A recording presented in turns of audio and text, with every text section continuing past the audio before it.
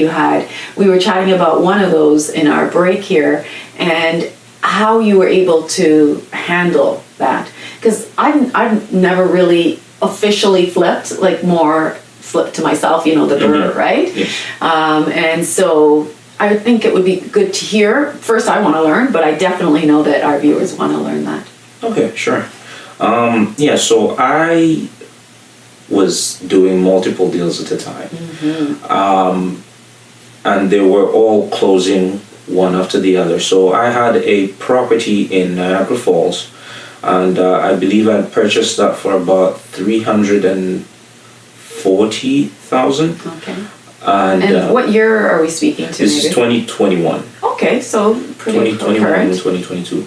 So yeah, I bought it for about $340, and I had estimated that I would be putting about $50,000 into it, and I had planned on selling it for about $480,000-$500,000. Okay. So those are good numbers. Good numbers. And I thought it would have been a quick flip.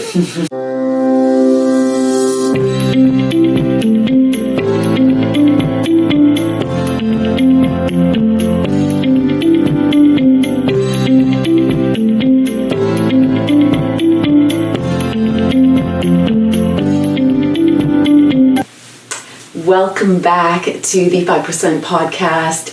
On this show, we have conversations about individuals who are charging it, who work relentlessly to pursue their goals and their passions, and they're coming to you to share their success, their challenges, and all the things that could make it more feasible for you to achieve your goals, your dreams, without having to go through all the, ups and downs. But they're going to show you what you can do, that tell you the strategies, the things that they did to make them successful, to reduce the amount of failures and challenges and losses that you have to suffer. And today's guest is no different. He's going to be able to share his story. He's an immigrant to Canada, and he's been charging and building in real estate, doing flips and doing buy and holds, and I can't wait to share his story with you. Please welcome our guest,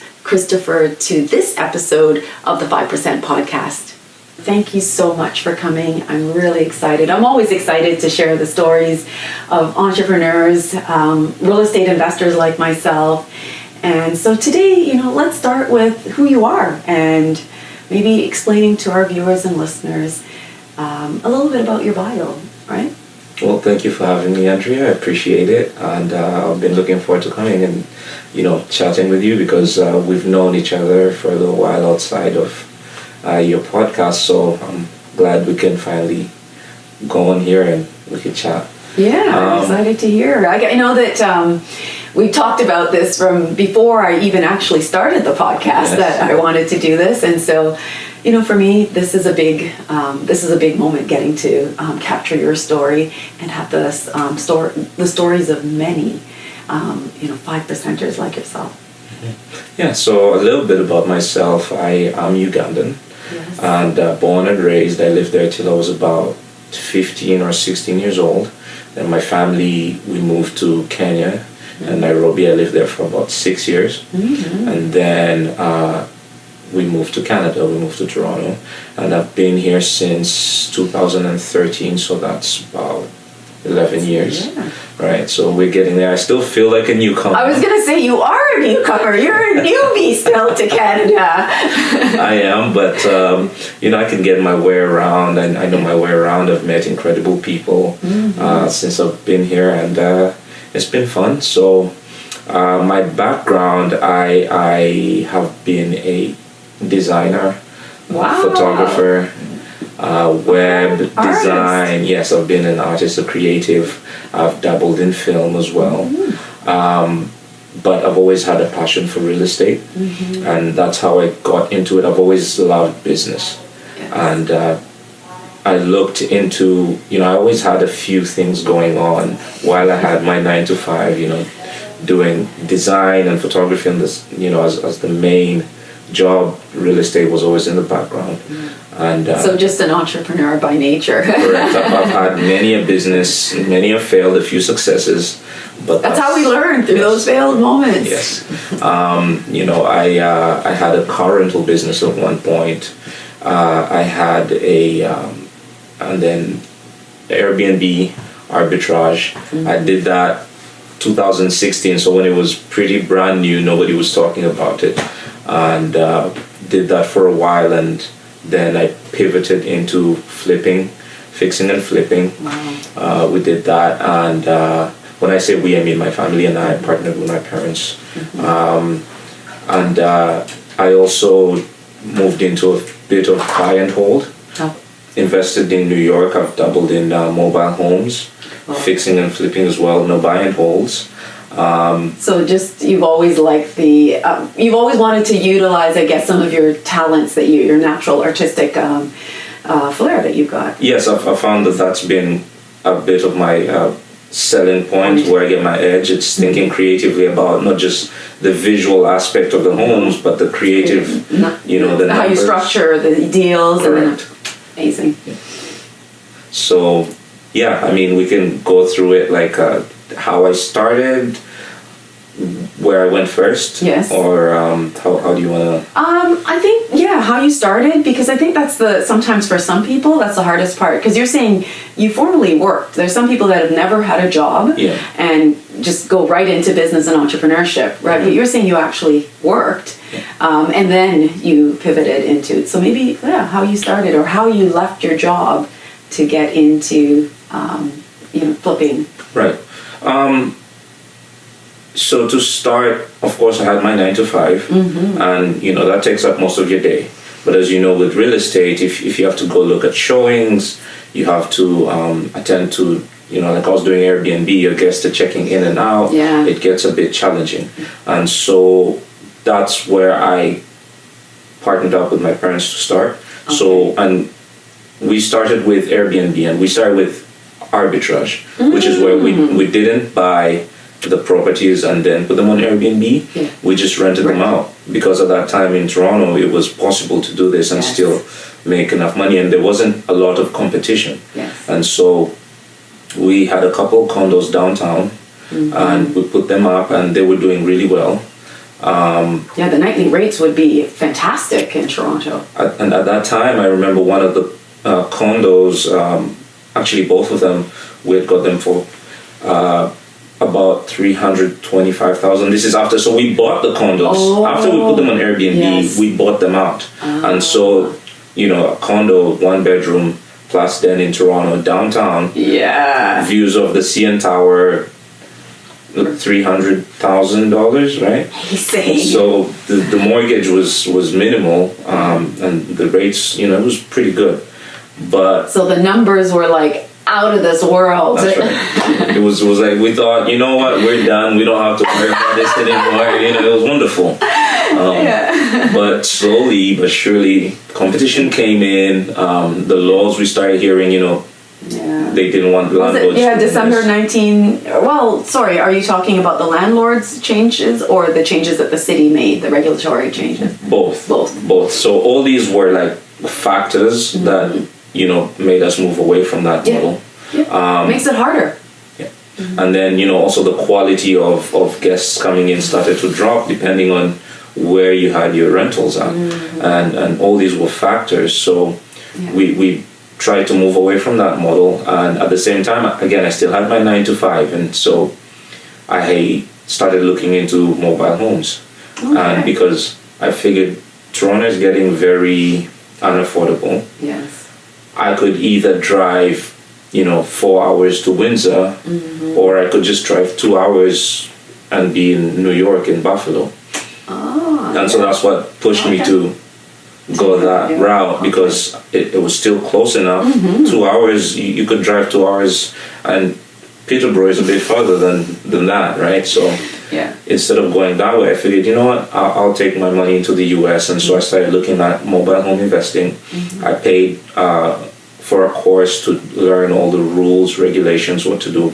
I love that you said that you paid for a course, because our viewers need to know, and our listeners, that investing in yourself and knowledge and education is it's like an essential part of doing something and doing it well and making you successful. Yeah, I'm a big believer in always learning. I'm a lifelong student. Myself included. So I'm always I truly enjoy that. I found that the thing that keeps me motivated is being challenged and always learning new things. I get very bored once I become an expert at something and there's no longer challenges and it just becomes like repetitive. I lose interest. So always learning, picking new things up is what keeps me motivated. So I picked up that course, studied it, finished it, and then I started the investing. And so I had to literally finish my 9 to 5 and then jump on the highway, try to beat rush hour traffic, get into the States, and then drive for dollars. Because, with these mobile homes, the deals are not online. You literally have to go into the parks and find a little sign that says for sale by owner, and that's where the deals are. Okay. And that's what I did.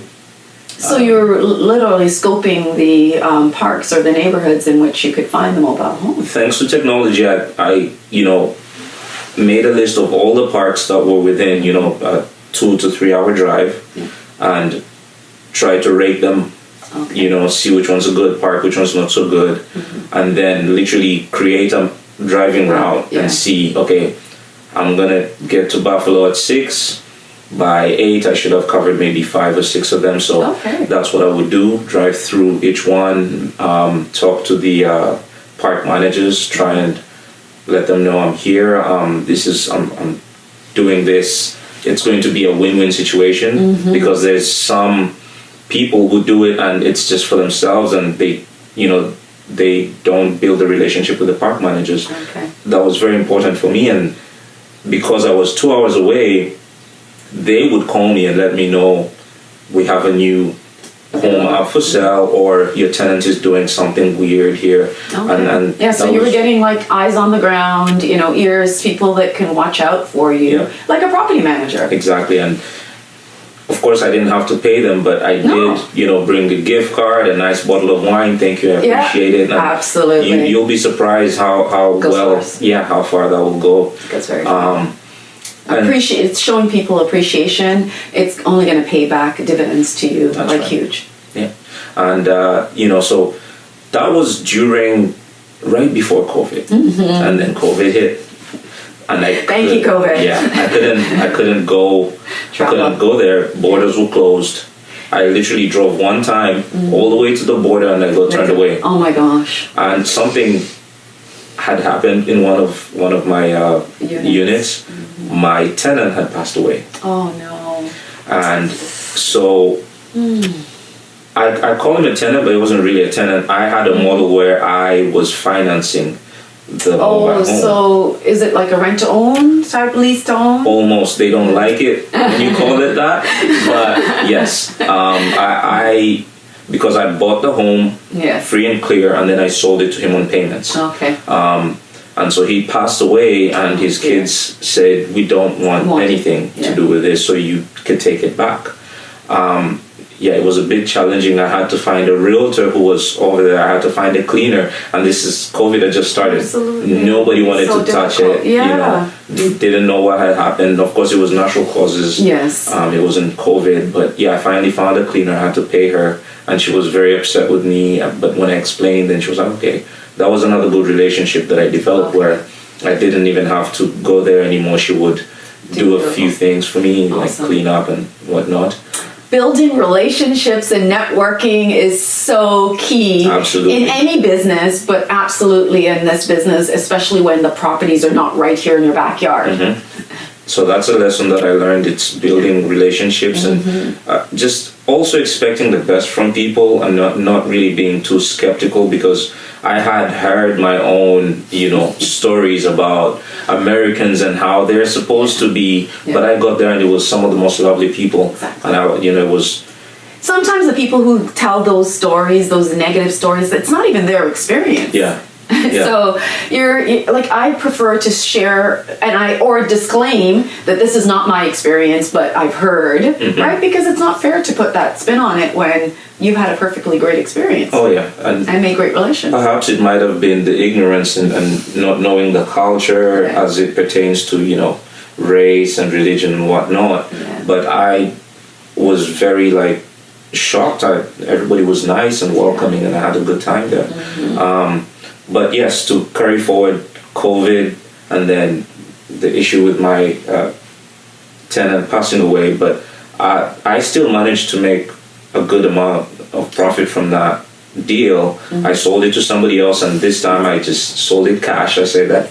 Yeah, no more creative strategies. No, cash, and you know that went well. I wholesaled a few more, and then I decided to move back into Toronto. Okay. But I thought of doing it more so buying a business. Because I've always, again, been interested in business entrepreneurship, and I figured... So buying a business here or buying a business... Oh, okay, yeah. Yes, and I looked at laundromats. That's the business I decided to get into. And, you know, we found a few. We went as far as doing the due diligence. So offer was accepted and all that. But then again, the second wave of COVID came in. The banks all of a sudden were like, we're not lending you on this deal. The amount that you want, I think it came, they were willing to do 60%. That's a lot of money to come up with. And I was fine with that. And then they called me again and said, you know what, we're going to have to drop it down to 55 or 50. And I was like, you know what, forget it. It's not meant to be. I'm not doing that deal. You know, so I looked for a few more deals, and I tried to do owner financing, but I couldn't find anyone who was willing to have the appetite for that. Yeah, and the few that I found were not good deals, and that's why they were offering owner financing. I'll do anything for you, just take it off my hands. So I said, you know what, I'm just going to go back to what I know, which is real estate, and I jumped into the fix and flips. Okay. So prior to this, you hadn't done any flips. You were just doing the arbitrage and the mobile homes. Right. My family and I, we've always done real estate, but it wasn't as a business. Right. It was, you know, you have a second rental here, a few developments, but nothing to this level and degree or scale. So this was the first time really jumping into it head on. And I have a question. So, because it's something that I find that our listeners sometimes want to know. Now, in each of those, like the businesses that you did in Toronto with the arbitrage, and the business that you did across the border in Buffalo, New York, did you operate that all in a corporation? Yes. So the arbitrage was not. No. Okay. But all the others were within the corporation. The mobile homes in the US, I didn't do it in a corporation either. No. But that's because there was a limit as to how many you can do personally. And I found a few different ways I could get around that. So I didn't have to I didn't have to set up a corporation, but I eventually did set up one. Okay. In the US you used the LLC then? Is that what you were using, or you did use a corporation? No. So it was all personal, and I used a few other ways, like my friends and whatnot. But I eventually set up a corporation in the US, and that's again to deal with the flips, although I haven't done any so far. Okay. But that's the next step. Yeah. Okay. So you know what? This is a good place to just take a break. Enjoying our podcast? Stay connected beyond the episodes by following us on our other social media channels for exclusive content and updates. Don't forget to hit the subscribe, like, and share to help us grow and reach even more listeners. Your support means the world to us. Let's keep the conversation going. Welcome back. I wanted to...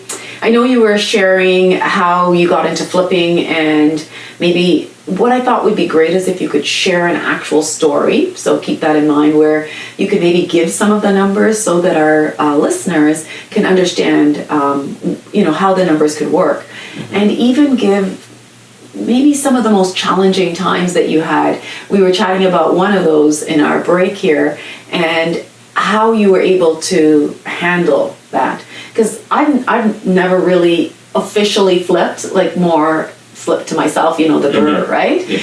And so I would think it would be good to hear. First, I want to learn, but I definitely know that our viewers want to learn that. Okay, sure. So I was doing multiple deals at a time. And they were all closing one after the other. So I had a property in Niagara Falls, and I believe I purchased that for about $340,000. Okay. And what year are we speaking to? This is 2021. Okay, so pretty 2021 current. and 2022. So yeah, I bought it for about $340, and I had estimated that I would be putting about $50,000 into it, and I had planned on selling it for about $480, $500. Okay. So those are good numbers. Good numbers. And I thought it would have been a quick flip. We looked at it, and this is again being new. I went with my contractor. We looked at everything. He said, "You know what? We could do it. It's going to be a tear down. It's going to be a gut, but it's not going to be terrible." So, and this is tear down meaning inside. Inside. Sorry. Yes, inside. So. Yeah. And of course, just a few things like you're going to do the backyard, make it look nice. Because again, the people were going crazy for the backyard space because all the amenities in condos have been closed off. Yeah. Right. And we're thinking, what if we have to live through another pandemic? Exactly. I need to have the space in the home and around the property because I'm going to be in jail. Yeah. So it looked like a good deal on paper, and I just couldn't understand why nobody else wanted it because it stayed on the market, and this was from a wholesaler. So market being his buyer's list. Yes. And nobody else wanted it, so I negotiated with them. I even got it lower than they were asking. Okay. And I remember he was honest with me. He said, "I'm only going to make a profit of about $2,000 wholesaling this to you." Wow. And I said, "Okay, great." Really? Yeah. Nobody wanted that. Okay. What I got to learn was when I bought it, they had seen things we hadn't seen. And so like inspection type costly items? Yes. So it was a 2-story. And Niagara Falls, we're talking older homes too. Yes, exactly. We came to learn that the person who owned it had put that extension himself. Okay. So it wasn't permitted by the city. It wasn't done to. Yeah, but for some reason the laws hadn't kicked in and it had been grandfathered in, so it was okay to do. Okay. He had run his own electrical. Oh my goodness. On the entire property. When we started doing the work, we realized literally he had bought extension cables, and he had run them underground to connect to his garage. It was a nightmare. So now I go from looking at just 50,000 to about 80,000 or 100 because I had to now redo the roof. I had to redo the entire electrical and the plumbing. In fact, I had a flood in that property. You could have just tore this property down. At that point, it was insane. So it ate up a lot of my budget, but thank goodness I had bought it so low. Yes. And at the time, single families were booming. Yes. And so the numbers had gone up as well. And remember I said I was buying multiple properties. Yes. At that very same time, so I'm going through this nightmare, I find out that one of the properties that I had won the bid on, it was in Burlington. Yeah. And so I was supposed to be buying that for about $860,000. I had not read in the agreement of purchase and sale that the seller had the right, if they had notified me in advance, to bring the closing forward. Wow. Up to 30 days. Wow. I don't even know if I've ever seen that. Yeah. So they were creative themselves to kind of protect themselves. Yeah. So they, when you're not buying on the market, when you're buying through a wholesaler or directly with the sellers, you can write anything within that agreement, and so it's up to you as a buyer to really read through it. So key. So let's stop. really, really important that you make sure that you either have a lawyer or a realtor on board, some expert that can help you file through to make sure that you don't get bit. Absolutely. Yes. But it also gets nuanced because at the same time, you don't want to get bogged down with those details and end up missing on a deal, because that's what lawyers are for. They will read through all that, but they will tell you to not do a lot of the deals if you do. Absolutely. I don't disagree. A lawyer will always err on the side of extreme caution, and we're real estate investors and entrepreneurs. We're not we don't want to be cautious because caution could cost. However, it's the concept of, multiple offers going in and you're saying, I'll waive my right to an inspection, I'll waive my right to financing, and then you get the deal and all of a sudden you find out all the things that you find out that inspections could have revealed, and maybe the financing doesn't come through with the full amount that you need. And so how do you pivot? Well, let's hear your story. Yeah, so that option gets called. I now have to close 30 days earlier than I had planned. My budget has been eaten away by this other project. Yeah, in Niagara Falls. Right, so now I'm about $100,000 short. I have to close on this deal. And the other thing I did not want to do was to cancel or get it extended, because I was trying to build relationships with these wholesalers. So that they know I'm serious. I always keep my word. Once I sign, that's it. And that's where you get the good deals from. They will bring you deals before they bring them to other people, because they know if they bring me a deal and I say yes, it's done, right?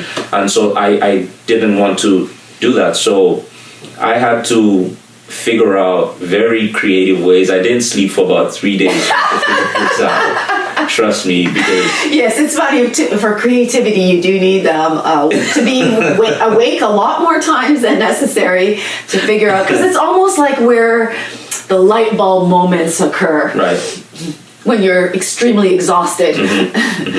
Yeah. So I contacted my some acquaintances that I had who were investors as well. They had agreed to lend me the money because I had a flip that I had just finished. That was listed in the market, but for some reason it wasn't selling. I don't know why. There was a bit of a dip at that time. It was a semi-detached. This was on Finch in Toronto. It had sat on the market longer than I thought. I mean, I say long, but this is Toronto. By long, I mean it had sat there for about a month. And I thought, this is never going to sell. And so I finally had like a firm offer on that. And so the closing would have been, I think, about a week after the money. So it's not going to do me any good. The dates don't always line up. Right. So we're not talking 3 properties. So I had to get some investors to lend me money based off of the closing of the Finch property. So that I could take that and use it to close on the Burlington property. So you were almost collateralizing the Finch property. Yes. And not even security. Not even so much so the property itself, but the closing. Because now it didn't go according to plan. Oh my goodness. Well, I guess, to be honest, this is the game. That's exactly the game that we play.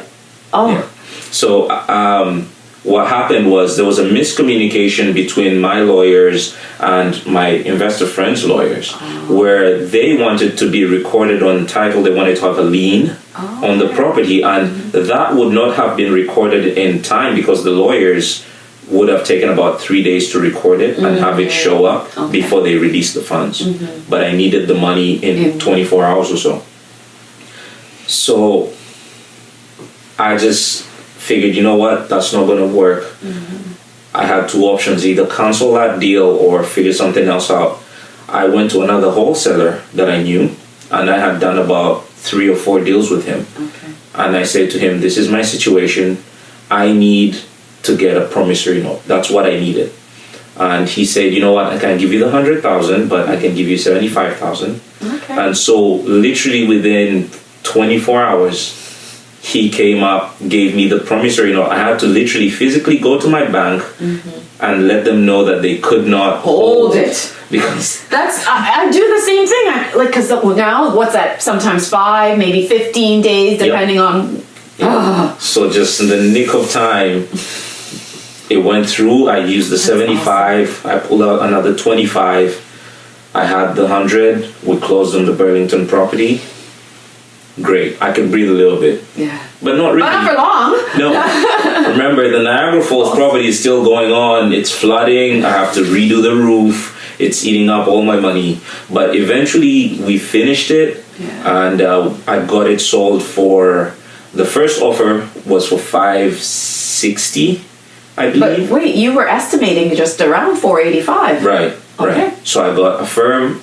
Well, no, I got a conditional for, I think, $560. Okay. And that fell through because they couldn't get the bank to clear them in time. And I said, I'm going to take the second offer, which was for $550. Okay. It was firm, conditions waived. Speaking of... Perfect. I love those deals. Yeah. And that was by Dion, I'm sure. Oh. Yes. So, and that's how we met, right? Dion is also great at connecting and helping you network with awesome people. That's right. Shout out to Dion, my realtor. Yes. And we got that deal accepted for $550, conditions waived, and it was great. I made some good money on those. You could breathe.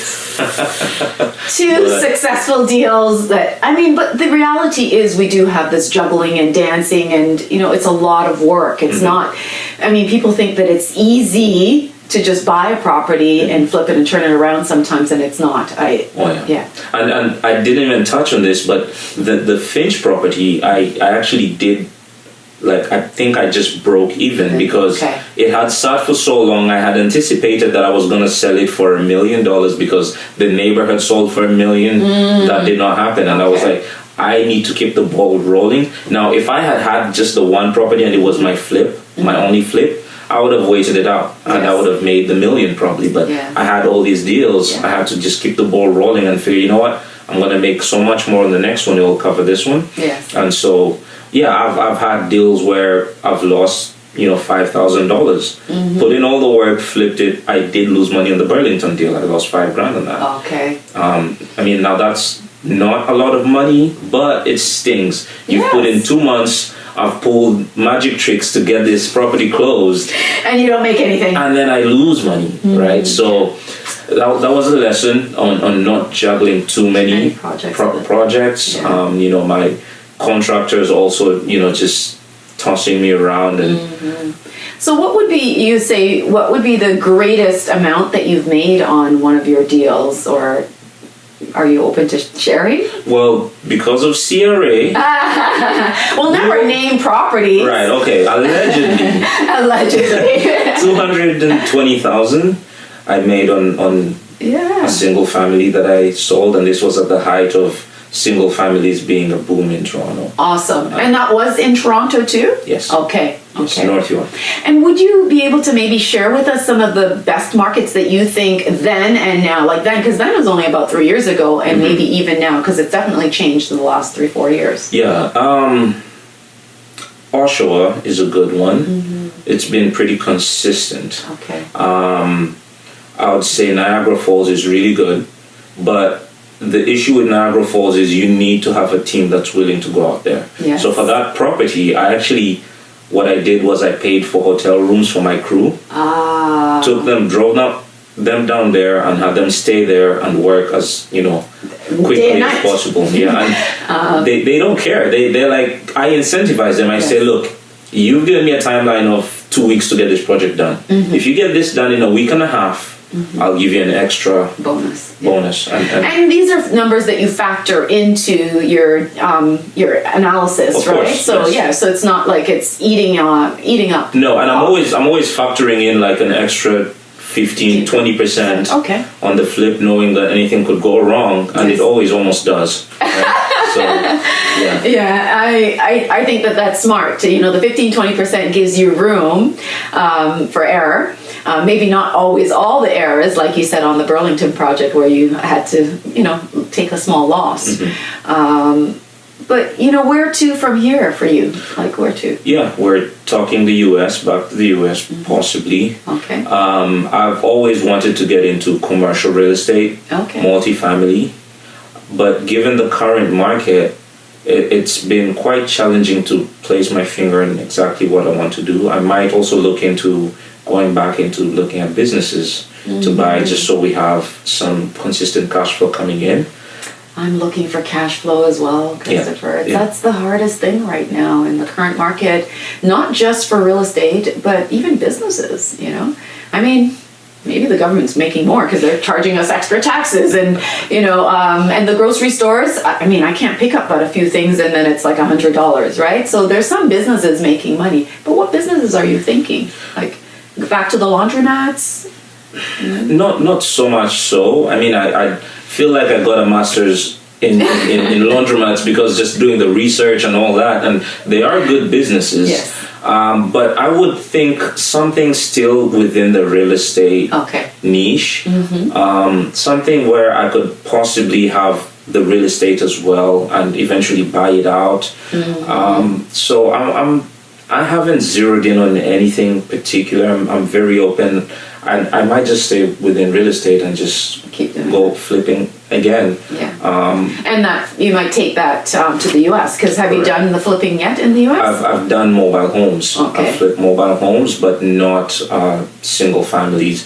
And the main difference is, again, the things you can and can't do in terms of the structure, the rules around them. But they're very similar in that the house, yes, it's on foundation and whatnot, but I feel like even with mobile homes, it's so much more flexible because you can use a handyman instead of a licensed contractor to get your work done. So I've done a bit of that, but I would look into real like houses on foundation, or even mobile home parks. Okay. So that now jumps into multifamily.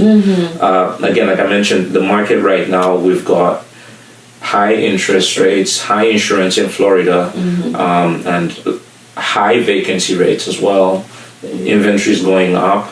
So I'm just watching, just like a lot of other investors are. Yes. Just watching the market and seeing where this whole thing lands.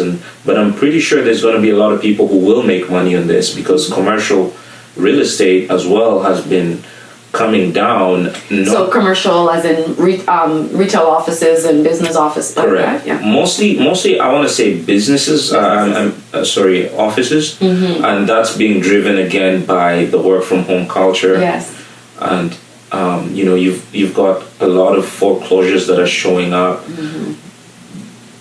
Buildings are being sold for 98% off in some instances. Some can't even be sold.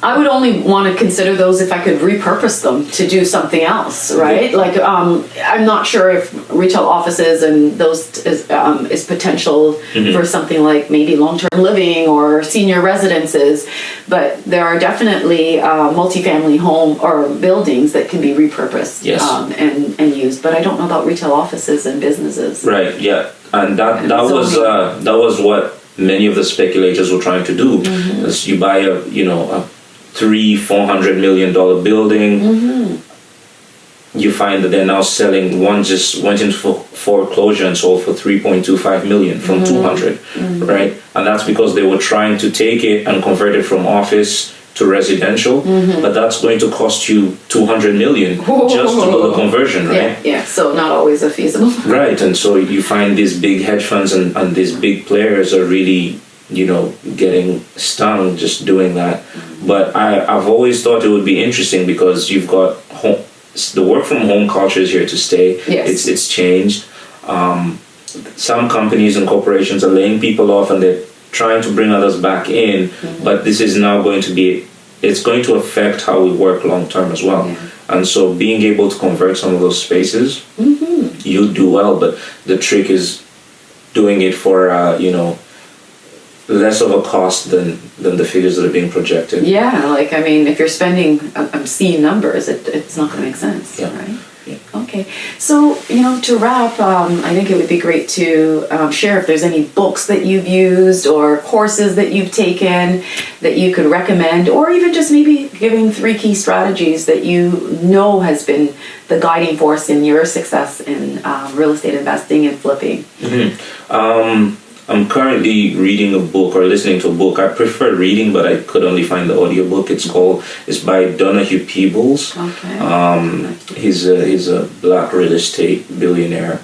and it's the People's Principles. Okay. And I found it quite interesting, and just how he navigated getting into large commercial deals. Okay. That's one of the books. Courses, again, YouTube University. I know, I love it. It's free. It's free. If you feel like splurging, pay the $12 for premium. It's a very cost-effective program. Yeah. I agree. Yeah. YouTube is a great place for a lot of resources. Any questions that you have, I found myself nowadays not even putting the questions into Google. I literally just put them into YouTube because there's going to be a video about whatever topic you want, and in depth, and And there's so many podcasts too that can help you in this endeavor to learn and navigate. My only challenge with when I did it myself like that, the do-it-yourself, is sometimes I didn't know how to execute, right? And sometimes, as much as you gave me some tips and ideas and strategies, like execution is a challenge, right? Or how to get going. Yeah. I've had a different problem, which is that I'm very quick to execute, and so I've had to reel myself back and make sure that I got all my ducks in a row before I shoot forward. But for people who do have the problem with executing, is I would say partner with people. Yes. Find somebody who has a different skill set than you do. For example, myself, I am ready to go. But I would want to work with somebody who's a bit more reserved and say, hey, have we looked at these options, and let's take it a bit slower here and there, and you find that back and forth. Yeah. Okay, so that's a good idea. You're recommending that you can partner to get started, especially if you're feeling that you're not active, becoming as active as you'd like, and you're getting great advice, great information. Outside of that, what else would be a great tip or strategy for someone? I like collaborations. Yeah, and also perhaps even just joining groups where you've got people who are doing what you want to do, or want to do it where you want to get to. I've found that that's been very helpful. Sometimes I'll be sitting on the sidelines. I've been sitting on the sidelines watching, and I get that fear of missing out. Yeah. And then I see people post, hey, I'm taking down this deal. And just even discussing it with them gets me going again, Okay. So I found that very helpful, is just being around fellow investors. Okay. And yes, even though we're not partnering, but just they'll share their deals, I'll share mine, and just shooting back and forth our ideas. So I think that's a great idea. So we're collaborating. We're trying to keep engaged by networking. And keeping ourselves, making sure that we're always talking to others, because I don't think that we know everything, and you can bounce ideas off each other and learn. So I like those two strategies. Any other tips that you might suggest before we... That's all I've got right now. Educate yourself. Education. Be around the people that you want to be, so network and execute. No, I agree. It doesn't take a lot. It's just if you get going on your first deal, because I think sometimes it's the first one is the hardest one, right? If you can't get started, like you said, collaborate and network, and put yourself into the space where people are doing what you want to do, and then start. Yeah, to add to that, I think the fear of failure is what stops a lot of people. Yes. I navigate that by educating myself. What are all the possible things that could go wrong? And how would I be able to navigate that? And you're not going to have all the answers, but if you're 70% of the way, jump into it. That's right. Yeah. 70% was a good mark in school. 70% is good at this as well. Awesome. Thank you so very much for joining us today and for sharing your story. I know that we learn from each other, and I really appreciate that you were willing to come out and share. Thank you for having me. Yeah. I really appreciate it. This was fun. Yeah. I could talk forever, but we've got limited time. So myself included, but maybe share with our listeners and viewers how they can reach out and connect with you. On Instagram, check me out. I'm at Smart Asset Group. That's my Instagram page. And just shoot me a DM, follow, like my stuff. Okay. Search me on YouTube, Christopher Katende. I've done a few other podcasts, and I'm always willing to share and connect with people. Awesome. Yeah, that's how we met.